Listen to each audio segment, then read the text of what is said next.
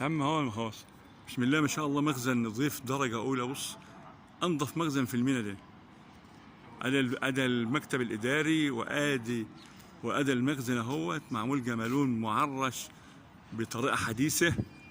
وده السور بتاعه سايب 4 متر داير ما يدور حوالين السور، مزروعين اهم داير ما يدور اهو، متعرش جمالون محكم اهو، في فرق بينه وبين البتاع. وادي المكتب الاداري اهو، ده مكتب اداري 10/10، وبترخيص مرخص في قلبه مرخص اهو، في قلبه ادوات الترخيص اهي جاهزه، معدتها اهي. ادي المطافي ما هو لسه مترخص جديد. الترخيص ده بيتكلف طبعا.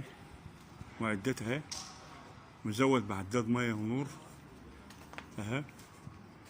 خدت بالك؟ ادي الات الترخيص اهي. الحاجات دي كلها عشان الترخيص لازم الحاجات دي تتعمل.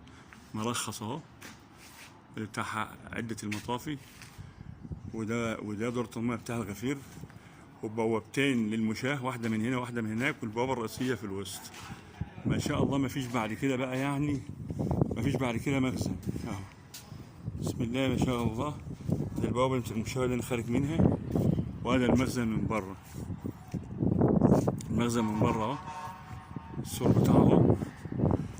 هذه البوابة الرئيسية اهي، دي البوابة الرئيسية، ودي بوابة المشاة اللي على اليمين، ودي بوابة مشاة على الشمال تخش برجليك. والمخزن اهو اهو اهو اهو. بسم الله ما شاء الله، يعتبر انظف مخزن في المينا. 1404.5 متر، 1404.5.